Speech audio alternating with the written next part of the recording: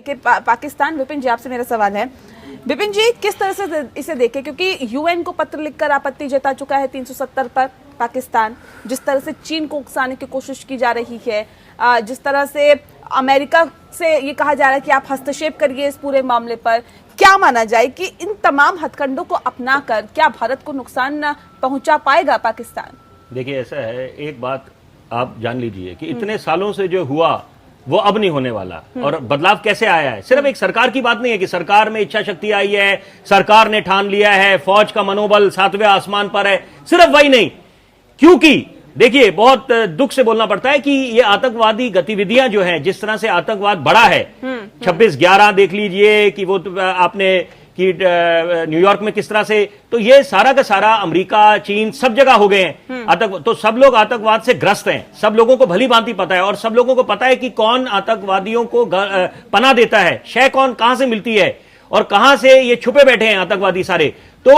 आप ये देखेंगे कि अब इस समय कोई भी, पहले जो रवैया हुआ करता था, उनकी जो एक विदेशी पॉलिसी होती थी कि वो कैसे उसमें आपस में एक डिप्लोमेटिक स्टैंड लें कि हिंदुस्तान को कैसे नीचे दिखाएं, और किस तरह से पाकिस्तान का साथ दिया हमेशा अमेरिका ने। आप पहले बोलते थे एक तरफ F-16 नहीं देंगे उनको, है अपना लड़ाकू विमान, और फिर वो पीछे से जाके पहले बोलते थे, फिर अचानक उनका फैसला चेंज होता था और फिर वो उनको जाके आर्थिक उनको सारी मदद मिल जाती थी। लेकिन अब जो है आप देखते हैं कि वो काफी कम आ गया है उसमें इन लोगों को, इन्होंने सीख इनको मिल गई है जब से इनको खुद आतंकवादी इनकी गतिविधियां बढ़ी है, फ्रांस में जिस तरह से हुए, तो सब देशों को पता चल गया है कि इस समय जो है आतंकवाद की गतिविधियां अपनी चरम सीमा पर हैं, और वो किस तरह से उसका सबको मिलकर सामना करना पड़ेगा, और कौन कौन से इन्होंने पूरा उनको एक तरह से ब्लैकलिस्ट कर रखा है, ऐसे देशों को, ऐसे मुल्कों को जहां से आतंकवादियों को शय मिलती है और जहां पर ये पनाह लेते हैं, जाके छुप के बैठते हैं सारे जितने भगौड़े हैं। मैं तो इसमें दाऊद इब्राहिम का नाम सबसे पहले लूंगा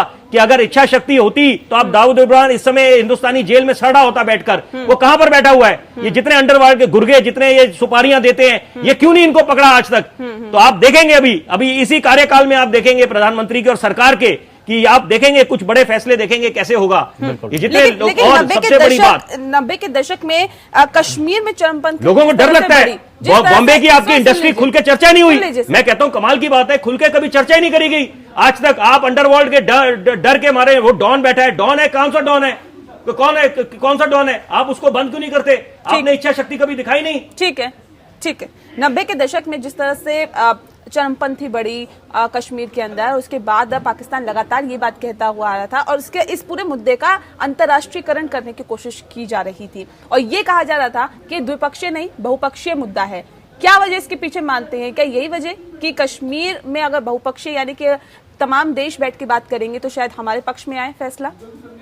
हाँ जी, देखिए ऐसा है कि आज तक उनको पाकिस्तान के नजरिए से बोल रहे हैं ना आप। देखिए ऐसा है कि पाकिस्तान ने हमेशा, पाकिस्तान को ये लगता है क्योंकि कश्मीर हाथ से निकल गया है, ये कड़वा सच है कि जिस तरह से यहां पर भी सरकार ने साफ कर दिया, अमित शाह ने बोला, उन्होंने बोला अब आप जरा खैर मनाइए, हम जो ये पीओके की आप बात करते हैं, आप भले ही वहां पर आईओके बोले, इंडियन ऑक्यूपाइड कश्मीर बोलते रहिए आप, आपके बोलने में कोई रोक नहीं है, लेकिन हम वो पीओके जो जिसकी बात करते हैं हम वो लेके रहेंगे, चाहे उसके लिए कोई भी आहुति देनी पड़ जाए, कोई भी बलिदान देना पड़ जाए, हम पीछे नहीं हटने वाले। तो पाकिस्तान को भली भांति पता चल गया, और उनके पीछे जो प्रॉक्सी वॉर खेलता आया है, पीछे छुप के जो वार करते हैं चीन, तो उनको भी पता चल गया, उनको संदेश जा चुका है। इसलिए ये गुप्त